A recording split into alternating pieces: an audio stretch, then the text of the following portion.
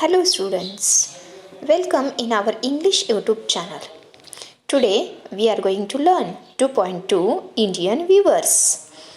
Class 12. Let's start Icebreakers. Icebreakers मध्ये या ठिकाणी काय दिलेलं आहे ते आपण या ठिकाणी पाहूया. Artisans are also called craftsmen.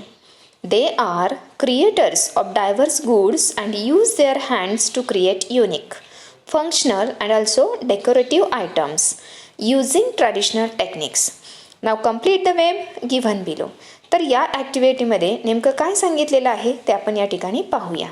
Artisans म्हणजे कलाकार. Artisans are also called craftsmen म्हणजेच कलाकारांना या ठिकाणी कारागीरही म्हटलं जातं.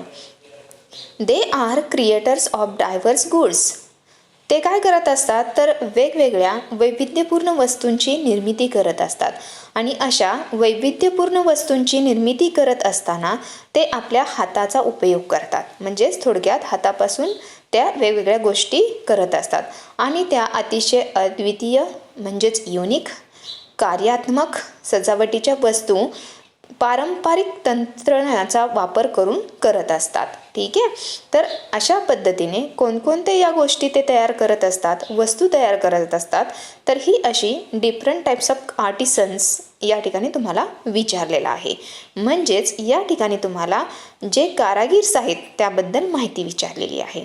आणि एक एक्झाम्पल या ठिकाणी दिलेलं आहे, गोल्डस्मिथ. गोल्डस्मिथ म्हणजे कोण की जो सोनार असतो, म्हणजे सोन्याच्या वस्तू तयार करणारा is called Goldsmith.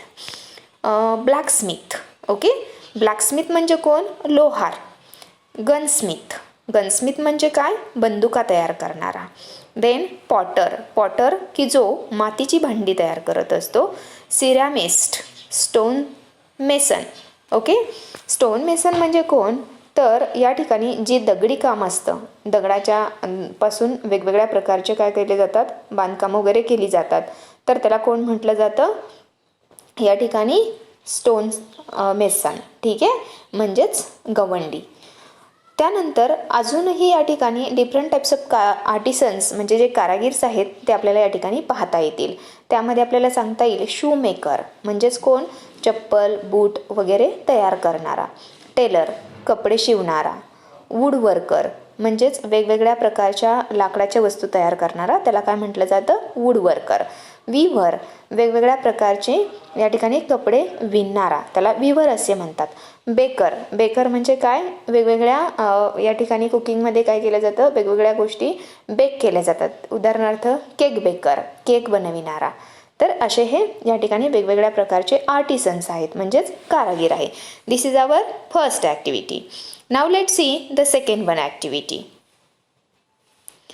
What is given in the second one activity? Discuss with your partner the seasons or occasions when we need. म्हणजेच या ठिकाणी काय विचारलेलं आहे, तुम्हाला याची चर्चा करायची आहे आपल्या पार्टनर बरोबर की कोणत्या सीझनमध्ये आपण कोणत्या प्रसंगांमध्ये या प्रकारचे कपडे आपल्याला आवश्यक असतात. ठीक आहे. A. Woollen clothes. Woollen clothes आपण कधी घालतो, woollen clothes basically we use in the winter season when there is cool atmosphere. म्हणजेच थंडीच्या दिवसांमध्ये जेव्हा थंडी पडलेली असते तेव्हा आपल्याला वुलन क्लॉथ्स हे काय असतात, नेसेसरी असतात. Then casual clothes. Casual clothes म्हणजे काय की जे आपण रेग्युलर कपडे वापरतो ते. For example when informal things are there, for example informal occasions, जेव्हा एखादी ट्रिप असेल, आपल्या मित्रांमध्ये एखादी मीटिंग ठेवलेली असेल, एखाद्या मित्राला भेटायचं असेल, that time we can use casual clothes. Then rich silk clothes. आता रिच सिल्क क्लॉथ्स म्हणजे कसले कपडे तर रेशमी कपडे. तर बेसिकली अशा प्रकारचे कपडे आपण कधी घालतो, on the occasion of any festival or if there is any kind of a function, that time basically we wear rich silk clothes. म्हणजे जेव्हा एखादी पार्टी असेल, एखादा सण उत्सव असेल, कुठला तरी एखादा समारंभ असेल, अशा टायमिंगला आपण रेशमी कपडे परिधान करतो. डी. कलरफुल और कम्फर्टेबल क्लॉथ्स.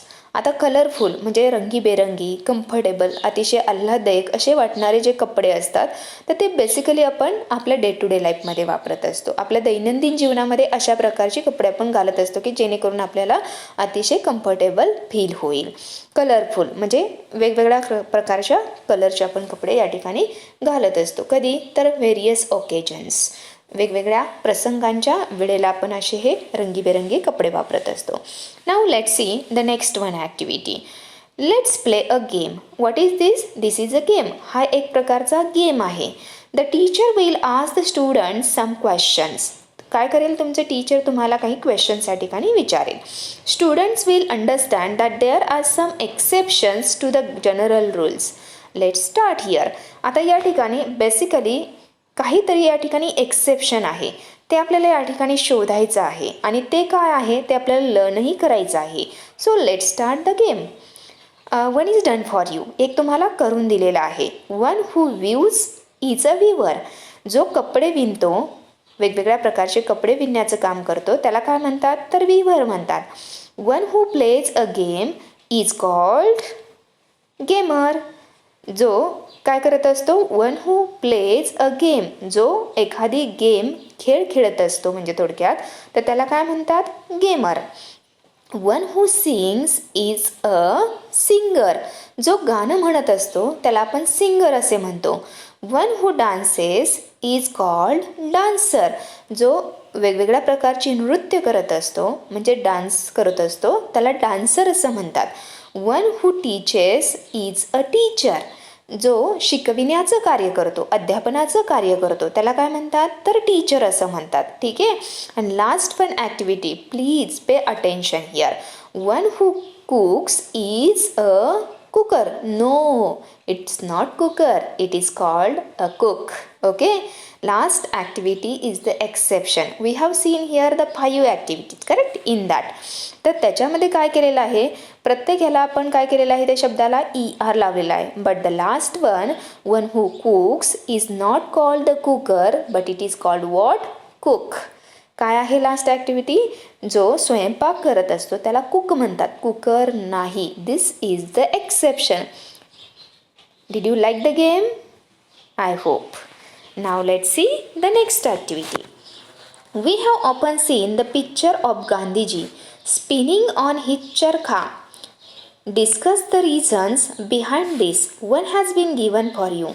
आता या ठिकाणी या ॲक्टिव्हिटीमध्ये एका गोष्टीबद्दल तुम्हाला सांगितलेलं आहे. We have already seen the picture of Mahatma Gandhiji. आपण महात्मा गांधीजींचं चित्र पाहिलेलं आहे. ठीक आहे. आणि या चित्रामध्ये आपण काय पाहिलेलं आहे? Mahatma Gandhiji spinning on his चरखा.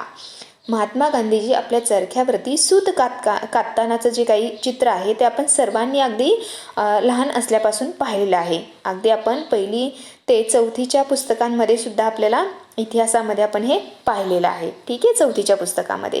Discuss the reasons behind this. One has been given for you. तर याच्या पाठीमागची कारणं तुम्हाला या ठिकाणी विचारलेली आहेत आणि तुम्हाला सांगायची आहेत. एक ॲक्टिव्हिटीचं कारण तुम्हाला दिलेलं आहे ह्या. To give rural people an opportunity to earn their livelihood.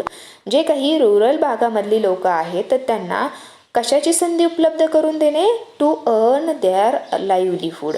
म्हणजेच त्यांचं स्वतःचं दैनंदिन जीवन व्यवस्थित जगता यावं यासाठी त्यांना आपली उपजीविका करण्यासाठी कोठून ना कोठून तरी आपल्याला मिळकत असावी. तर हे एक छान उदाहरण त्यांच्या डोळ्यासमोर आहे. That definitely inspires them to do like this. ठीक आहे. म्हणजेच हे काय निर्माण करते? Opportunity for them to earn their livelihood. So next one, what can we say here? According to me, to encourage the Indian people to spin or weave their clothes. ठीक आहे. भारतीय जी लोक आहेत तर या लोकांना जे काही वेगवेगळ्या प्रकारच्या वस्तू तयार केल्या जातात त्या विणून, ठीक आहे, बाय हिअर विविंग और spinning they can do their own clothes. They can create their own clothes. ते स्वतःचे कपडे स्वतः नक्कीच तयार करू शकतील. तर या चित्रामधून त्यांना ही इन्स्पिरेशन या ठिकाणी नक्कीच मिळेल. To make them self reliant and self sufficient, म्हणजेच त्यांना स्वयंपूर्ण आणि स्वावलंबी बनविण्याचं या ठिकाणी हे चित्र काय करतं, इन्स्पिरेशन देतं, एनकरेजमेंट तयार करतं. Then last one, to encourage for the local products. Mahatma गांधीजींच्या चरख्याचं चित्र पाहून आणि त्यावरती महात्मा गांधीजी सूत विणताना पाहून नक्कीच भारतीय लोकांना स्वदेशी तयार होणाऱ्या गोष्टी, वस्तू यांविषयी नक्कीच ओढा निर्माण होईल आणि त्यामुळे ते स्वदेशीचा पुरेपूर काय करतील, वापर करतील. तर ह्या त्याच्या मागची काय आहेत सगळ्या या कारणं आपल्याला सांगता येतील. Next activity, what is given there. Name some tools used by the weavers. या ठिकाणी जे वीवर्स असतात, जे विणकार करणारे लोक असतात, तर ते वेगवेगळ्या प्रकारची साधनं वापरतात. तर यामध्ये नेमकी कोणती साधनं वापरली जातात, तर त्यामध्ये आपण पाहूया. Loom, one is done for you. तर लूमचा वापर करून ते काय करत असतात, या ठिकाणी विणत असतात. Then there R seizures, needles, कात्री असते, सुया असतात विशिष्ट प्रकारच्या, ॲन असते, दोरी असते, bobbin. Okay. Then warp here warp comb म्हणजे एक विशिष्ट प्रकारचा असा कंगवा असतो. Measuring tools are also there. माप घेण्याच्या ज्या काही वेगवेगळ्या प्रकारचे त्यांच्या पट्ट्या असतात त्यासुद्धा ते वापरतात. टेप्स्ट्री. देन शेड स्टिक म्हणजेच काय असते, गुंडाळणारी, धागे गुंडाळणारी एक काठीसुद्धा त्यांना वापरायला म्हणजे त्या ठिकाणी वापरावी लागते. देन स्केच पॅड असतं ज्याच्यावरती डिझाईन असते. तर हेही त्यांचं एक महत्त्वाचं टूल आहे. So these are the different tools that they use for weaving their clothes or different types of things. तर हे विणकार वेगवेगळ्या प्रकारच्या गोष्टी, वस्तू विणत असताना ह्या अशा प्रकारच्या साधनांचा वापर करत असतात. And the last activity, what is given here, let's see. Name some types of yarns used by the weavers. या ठिकाणी जे वीवर्स असतात, जे विणकार असतात, तर ते कोणत्या प्रकारची कपडे विणत असताना त्यांना कशाची आवश्यकता असते किंवा त्या गोष्टी करण्यासाठी कोणते टूल्स वापरतात हे आपण आत्ताच पाहिलं. तर ते कपडे जे असतात, ती कपडे नेमकी ती कोणत्या प्रकारची असतात, तर याच्याविषयी ही ॲक्टिव्हिटी आहे. ठीक आहे. So first one is the linen. Linen हे कशापासून होतं, या ठिकाणी तयार केलं जातं, तर वनस्पती म्हणजेच fibres of the flax plant म्हणजे वनस्पतीपासून हे या ठिकाणी लिनन तयार केलं जातं. देन सिंथेटिक यार्न, सिंथेटिक यार्नसुद्धा या ठिकाणी आहे. देन सिल्क, सिल्क या ठिकाणी सिल्क यार्न हे कशापासून मिळवलं जातं, तर basically insects or natural protein fibre. तर याच्यापासून हे सिल्क या ठिकाणी मिळवलेलं असतं. अशी ही काही आपल्याला या ठिकाणी वेगवेगळ्या प्रकारचे यार्न्स सांगता येतील. लिनन आहे किंवा मग सिंथेटिक यार्न आहे किंवा सिल्क आहे. ठीक आहे. तर अशा प्रकारचे हे वेगवेगळ्या प्रकारचे यार्न्स या ठिकाणी वीवर्स हे वापरत असतात. I hope that you understood all these activities here. Okay. The poem Indian Weavers and the vocabulary and whatever the figures of speech are there in the poem that we will see in the next video. Thank you. Bye bye.